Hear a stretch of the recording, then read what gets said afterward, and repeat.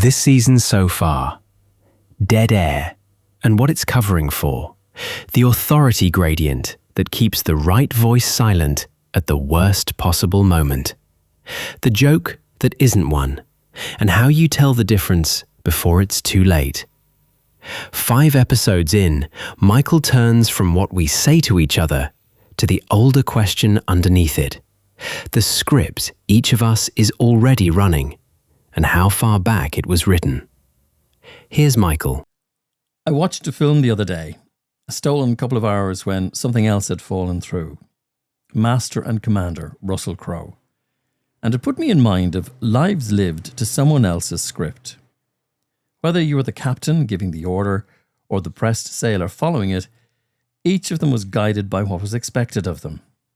To do otherwise was mutiny. On a ship at least, everyone knows the rule exists. It's written down, it's read aloud.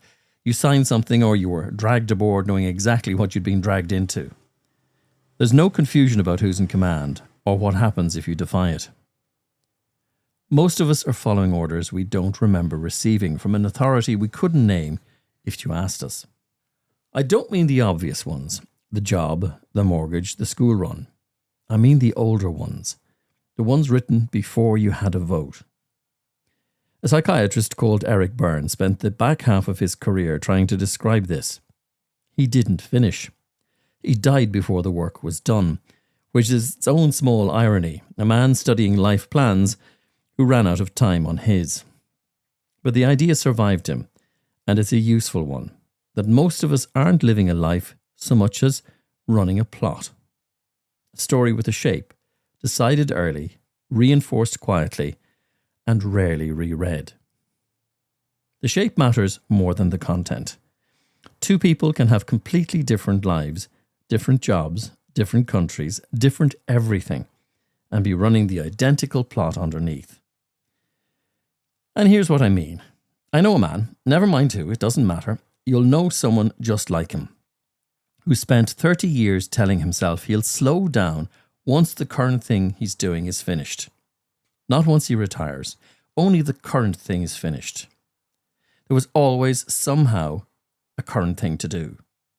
The house, then the business, then the kid's school, then the business again.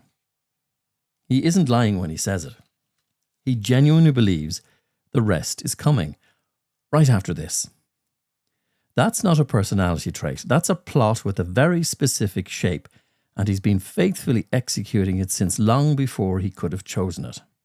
So let me give you 6 of these shapes, not to diagnose you, just to see if one of them fits. There's the never script. The thing you want most is arranged very carefully to stay always just out of reach.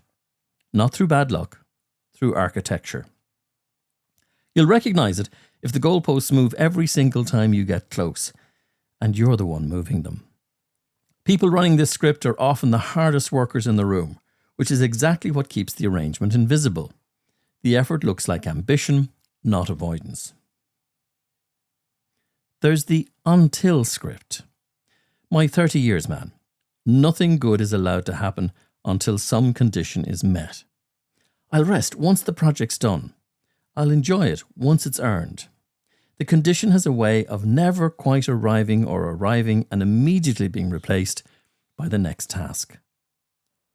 The way to recognise this is how easily a new condition gets generated the moment the old one's satisfied.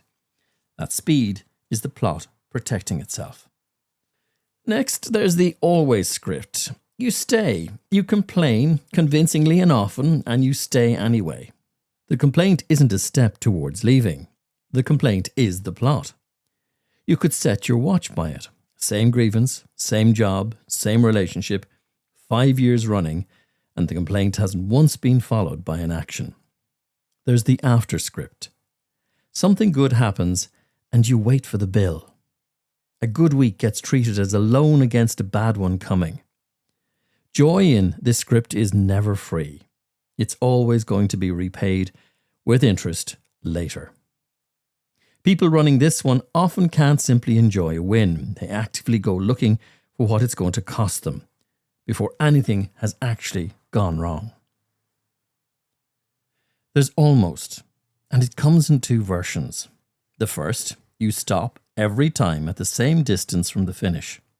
Not from exhaustion, from a kind of internal fence that appears right on schedule at the same mile marker in every attempt. The second version is crueler. You actually arrive, and the moment you do, the finish line is quietly redrawn, so that arriving never quite counts as arriving. That's the promotion that isn't enough, the book deal that isn't with the right publisher, the target hit and immediately superseded by a harder one. So satisfaction never gets a chance to land. And there's the open-ended script. Everything's mapped in detail up to a point, and then nothing. The plan runs out. Retirement, or the end of the mortgage, or the day the kids leave, and after that, a blank page. Nobody wrote the next act because nobody thought there'd need to be one. This is the quietest of the six, and often the one that does the most damage, precisely because it looks like success right up until the day the map runs out. 6 shapes. I'd be surprised if one of them didn't land somewhere near you. Now here's the part I want to be honest about, because it's tempting to end on something tidier than the truth. Noticing your shape doesn't change it. That's the part of the theory people leave out when they're selling you a workshop. Berne didn't get to finish the work, but the therapists who carried it on afterwards, Claude Steiner and later Robert and Mary Goulding, were clear about it. A script is a decision made a long time ago by someone much younger than you are now, and a decision can be remade. But not by insight alone. Not by hearing 6 categories on a podcast and thinking, that's me sorted. It gets remade the way it was made, at the level of decision, not observation. That's slower work, and it's usually not done on your own. What you can do on your own this week is smaller than that, and it's still worth doing. Ask which shape you just heard yourself wince at. Not the one that sounded cleverest, the one that landed, and then watch for it once in the wild. Now, the next time you catch yourself moving a goalpost or manufacturing a new condition or staying somewhere just long enough to complain about it again, you won't be able to stop it. Not yet. But you'll have caught it doing its work in daylight, which is much more than most people ever manage. And then ask the harder question underneath it. The one that those on the ship don't have to ask because the ship's rules are written down and signed. Who wrote yours? Because I promise you, it wasn't you. Not at the age it was written. That was Mind the Gap with Michael Comyn, Episode 5, The Shape of the Story You're In. If this one landed, the book goes further into the same territory. Mind the Gap, out now on Amazon.